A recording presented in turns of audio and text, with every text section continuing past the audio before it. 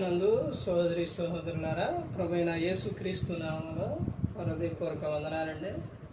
ముందుగా ఇంత మంచి సమయాన్ని ఇచ్చిన తండ్రి అయిన దేవునికి ప్రభువైన క్రీస్తు ద్వారా కృతజ్ఞతాస్తుతులు చెల్లిస్తున్నానండి. అందరూ బాగున్నారండి. వాక్యం చదువుకున్న తర్వాత ప్రార్థన చేసుకొని పాఠంలోనికి వెళదామండి.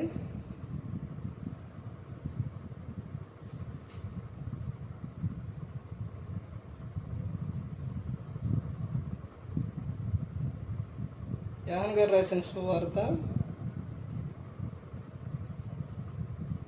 యోహాను గారు రాసిన సువార్త 3వ అధ్యాయం 16వ వచనం.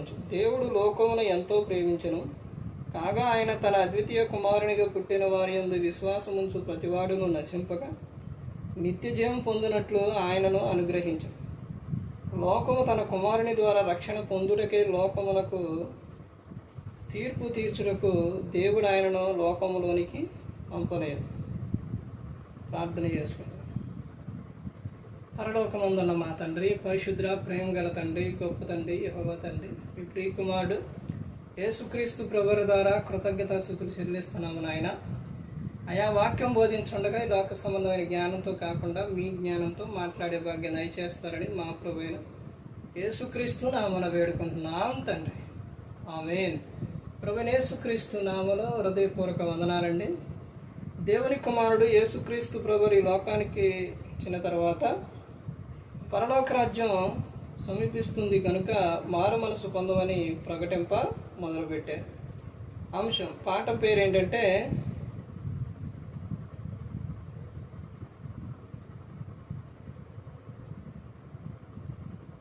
నిత్య జీవం పొందునట్లు ఆయనను అనుగ్రహించును. నిత్య జీవం పొందునట్లు ఆయనను అనుగ్రహించును. ప్రతి ఒక్కరూ కూడా ఈ లోకం విడిచినప్పుడు ఎక్కడ చేరాలనంటే పరలోకం చేరాలి అని దేవుడు కోరుకున్నారు. నిత్యము కూడా జీవించే ఉండాలనే దేవుడు కోరుకున్నారు. మానవుణ్ణి లోకానికి దేవుడు పంపించినప్పుడు వాడు నశించి నరకానికి వెళ్ళిపోకూడదని దేవుడు యేసుక్రీస్తు ప్రభువుని లోకానికి పంపించి ఉన్నారు. అందుకనే ఇక్కడ చెబుతున్న సందర్భం ఏంటంటే నిత్య జీవం పొందునట్లు ఆయనను అనుగ్రహించను. నిత్య జీవం పొందాలి ప్రతి ఒక్కరూ కూడా. ఆయనను అనుగ్రహించనంటే ఎవరినంటే యేసుక్రీస్తు ప్రభువుని. యేసుక్రీస్తు ప్రభువుని తండ్రి అయిన దేవుడు లోకానికి పంపించి ఉన్నారు. ఎందుకనంటే ప్రతి ఒక్కరూ కూడా ఆయన పట్ల విశ్వాసం కలిగి ఉండాలి. అలా ఆ విశ్వాసం కలిగి ఉన్నప్పుడు నీవు ఈ లోకం విడిచినడు పరలోకానికి చేరు. ప్రతి ఒక్కరూ కూడా పరలోకం చేరాలి. నరకానికి వెళితే అక్కడ అగ్ని ఆరదు, పురుగు చావదు, అక్కడ భయంకరంగా ఉంటుంది. అందుకని నువ్వు నా పోలిక, నా స్వరూపం కాబట్టి నువ్వు ఆ నరకానికి వెళ్ళిపోకూడదు. నీవు నిత్యం కూడా నాతో పాటే ఉండాలి, జీవించి ఉండాలి అనే దేవుడు కోరుకొని యేసుక్రీస్తు ప్రభువుని లోకానికి పంపించాడు. లోకంలో ప్రతి ఒక్కరూ కూడా యేసుక్రీస్తు ప్రభువు పట్ల ఏం కలిగి ఉండాలంటే విశ్వాసం కలిగి ఉండాలి. అలా విశ్వాసం కలిగి ఉన్నప్పుడు ఆడి చేరతారంటే పరలోకం చేరతారు. యేసుక్రీస్తు ప్రభువు గురించి కింద చెబుతున్నారు చూడండి, 17వ వచనం. లోకం తన కుమారుని ద్వారా రక్షణ పొందుటకే లోకమునకు తీర్పు తీర్చునకు దేవుడు ఆయనను లోకములోనికి పంపలేదు. ప్రతి ఒక్కరూ కూడా యేసుక్రీస్తు ప్రభువు ద్వారానే రక్షణ ఉంది అని తెలుసుకోవాలి. తీర్పు తీర్చుటకు క్రీస్తుని లోకానికి పంపలా. ప్రతి ఒక్కరూ కూడా రక్షణ పొందాలి. నువ్వు మారు మనసు పొందాలి. ఈ రోజున మనసు మారకపోవటం వలన జరిగే క్రియలు ఏ విధంగా ఉన్నాయంటే చాలా భయంకరంగా ఉన్నాయి. మనస్సు మారకపోతే, నువ్వు మారు మనసు పొందకపోతే నీ క్రియలు మారవు, నీ మాట తీరు మారదు, ఏది మారదు. అందుకనే దేవుడు చెప్తున్న విషయం, నువ్వు మారు మనసు పొందాలి, నీకు అవకాశం ఇస్తున్నా, మారు మనసు పొందు అని చెప్తూ ఉన్నా. మాట్లాడే మాట తీరు మారు మనసు పొందితే నీ మాట తీరు ఎలా ఉంటుందంటే ఉప్పు వేసినట్టు రుచి కలిగినగా ఉంటాయి. ప్రతి ఒక్కడే కూడా మారు మనసు పొందిన వారికి ఎలా ఉంటుందనంటే ఎవరైనా ఒక బూతు మాట మాట్లాడినా, వ్యర్థమైన మాట మాట్లాడినా, దేవునికి విరుద్ధంగా మాట్లాడినా వాళ్ళు తట్టుకోలేరు. ఎవరాళ్ళు? మారు మనసు పొందిన వారు.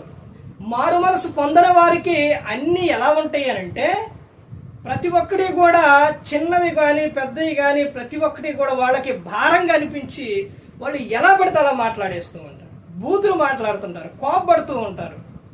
ఈ విధంగా ఉంటారనమాట. చెప్పే మాట అది మంచి మాట చెప్పినా కానీ వాళ్ళకి ఎలా ఉంటుందంటే ఇది చెడుగా అర్థమైంది అనమాట. ఎందుకనంటే వారి మనస్సు మారలేదు, వాళ్ళ క్రియలు మారవు. అర్థమవుతుందండి? ఎప్పుడైతే మారు మనసు పొందుతారో అప్పుడే వాళ్ళ క్రియల్లో అన్నీ కూడా మారిపోతాయి. యేసుక్రీస్తు ప్రభువుని లోకానికి దేవుడు ఎందుకు అనుగ్రహించారంటే నిత్య జీవం పొందుటకు ప్రతి ఒక్కరు కూడా. తర్వాత ఇంకా ఆయన ఎందుకు పంపించారంటే ఆయన ద్వారానే రక్షణ ఉంది. యేసుక్రీస్తు ప్రభువారి ద్వారా నేనే మార్గం, నేనే సత్యం, నేనే జీవం, నా ద్వారానే తండ్రి యొద్దకు వస్తారని యేసుక్రీస్తు ప్రభువారు చెప్పి ఉన్నారు. తీర్పు తీర్చుటకు ఆయన ఈ లోకానికి పంపలేదు, కానీ ప్రతి ఒక్కరూ కూడా ఆయన పట్ల విశ్వాసం ఉంచాలి. ఆ తర్వాత ప్రతి ఒక్కరూ కూడా ఈ లోకం విడిచినప్పుడు నిత్యం కూడా జీవించి ఉండాలి. తర్వాత ప్రతి ఒక్కరూ కూడా రక్షణ పొందాలని తండ్రి అయిన దేవుడు ఆ కుమారుని లోకానికి అనుగ్రహించి ఉన్నారు. ప్రతి ఒక్కరు కూడా తెలుసుకోవాలి, ప్రతి ఒక్కరు కూడా గమనించుకోవాలండి. ఎందుకనంటే మనకి లోకం శాశ్వతం కాదు. దేవుడిచ్చిన ఆయుష్కాలం పూర్తి చేసుకొని వెళ్ళిపోవాలి. ఈ లోపు నువ్వు ఏదైనా కానీ తప్పు చేసినా, పొరపాటైనా ఏదైనా కానీ ఇప్పుడే నువ్వు పశ్చాత్తాపడు. ఇంకా ఎంతకాలం అలా ఉంటావు? ఎంతకాలం నీ ఇష్టం వచ్చినట్టు జీవిస్తూ, ఎంతకాలం అలా మాట్లాడుతూనే ఉంటావు? ఎప్పుడు క్రీస్తుని గురించి చెబుతూ, ఎప్పుడు క్రీస్తు కోసం బ్రతుకుతూ, ఎప్పుడు నీ మనసు మార్చుకుంటావు, ఎప్పుడు నీ జీవితాన్ని మార్చుకుంటావు? నువ్వు పరీక్షించుకో. ఇంకా ఎంతకాలం? అందుకని ప్రతి ఒక్కరు గమనించుకొని దేవుడు ఇచ్చిన ఈ ఆయుష్కాలంలోనే కాలం ఉండంగానే, సమయం ఉండంగానే ప్రతి ఒక్కరు కూడా ఆయన యందు భయభక్తులు కలిగి ఉండాలి. ఏ ఒక్కరు కూడా నశించి నరకానికి వెళ్ళిపోకూడదని యేసుక్రీస్తు ప్రభువారు ఈ లోకానికి వచ్చి మనందరి కోసం సిలువలో తన ప్రాణాన్ని పెట్టి ఉన్నారు. మరి ఈ విధంగా నిలబెట్టి మాట్లాడించిన తండ్రైన దేవునికి కృతజ్ఞతాస్తుతులు చెల్లిస్తూ, ఇంతవరకు శ్రద్ధగా ఉన్న మీకు ప్రభు పేట నా హృదయపూర్వక వందనాలు చెల్లిస్తూ ఈ మాటలు ముగిస్తున్న అందరికీ వందనాలు.